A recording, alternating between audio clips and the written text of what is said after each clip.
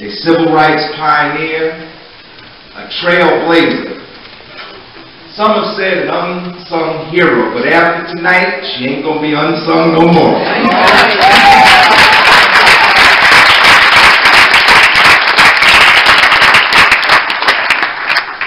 We welcome as our special guest, not speaker, but our guest of honor for tonight,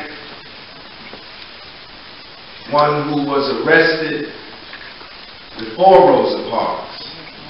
And I want to make one thing clear. We're not here tonight to in any way Rosa Parks. We love Rosa Parks. We love him all our hearts. He's our hero. Sometimes people misinterpret and misperceive. So I just want to set the record here straight tonight that we're here today not to eclipse Rosa Parks, but in fact to bring sunshine to our special guest, Claudette Colvin, who's here tonight with us.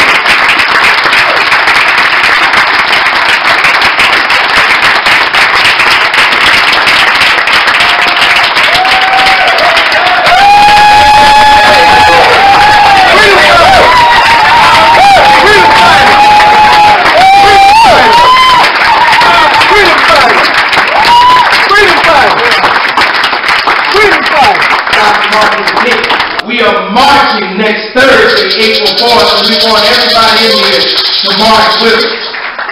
We're going to meet right there at the intersection of West Market Street and Springfield Avenue at 4:30 on April the 4th. But we were talking in the meeting, and I said, well, Claudette Colvin. And this fellow in our meeting all the time, he claims to have known Harry Tubman and Sojourner Truth. Many claim to know Claudette Colvin. He said, I got a sister phone number right here in my pocket. You remember Bernard White from WBAI? Bernard White wanted to interview Claudette Colvin, and Bernard needed somebody to get Claudette to the station.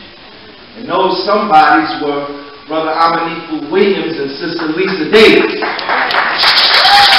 And it was through Brother Amanifu that we were able to contact Claudette's agent, who was her sister, and beg and plead that she would come to Newark, New Jersey. She said, okay, wait a minute, let me check you out. And I told her, go www.njpop.org. And she could learn all about it. So apparently we got the stamp of approval. And the sister said that Claudette Colvin would be with us on March 28th for Women's History Month. And we are so glad she was here.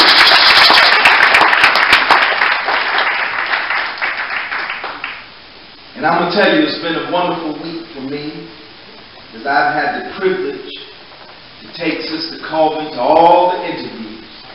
And I want to thank Open Line for interviewing her. I want to thank Hugh Hamilton on WBAI for interviewing her.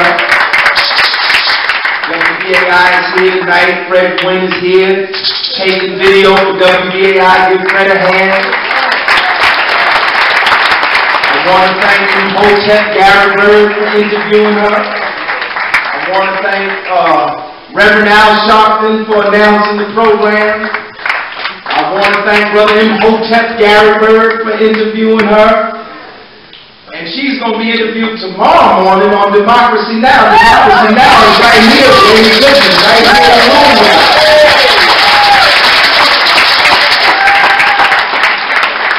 It's been a wonderful week for me. I just thank God that He has kept me alive long enough. All right. You know, I met Rosa Parks in 1971. I was the one that put forward the resolution to change Waverly Avenue School to Rosa Parks Elementary School. You remember that? Yes, sir.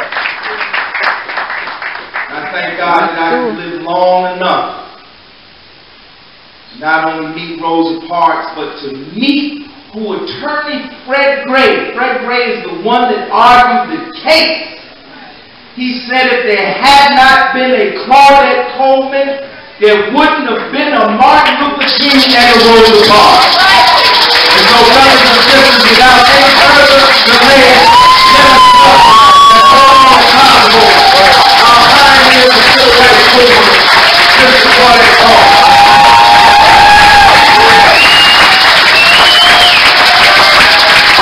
Hold up your signs and say thank you, Claudette Colvin. Hold those signs up. You got some signs. Hold those signs. Good evening, everyone. Good evening. But really, that was my purpose of coming, and I tried to put together a few notes, but I don't really have to tell the story complicated. I'm just going to give you a simple version. And the reason why I'm going to do it is because the news media has asked me, Ms. Colvin, why didn't you move? Why did you plan to relinquish your seat to the white pensioners? I said, no, it was an impulsive act. It was because it was February. Because that was Negro history. Well, it wasn't legally Negro History Month then, but it was Negro History Week. That's right. My instructors from Booker T. Washington School, Mrs. Geraldine Nesby and Mrs. Joseph Lawrence, did lectures for the whole month. Because we had been deliberately left out of the history of America. That's right.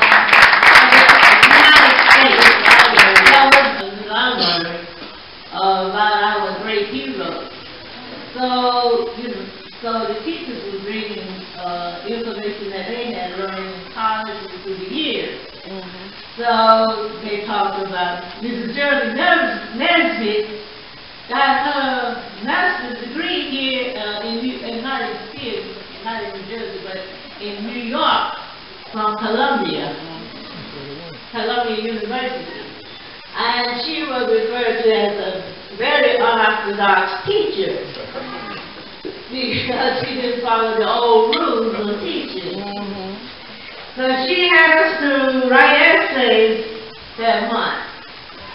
And that's where I learned about Harriet Tubman, so the famous woman, Sojourner Truth, Mary Carl Bethune, and Marian Anderson.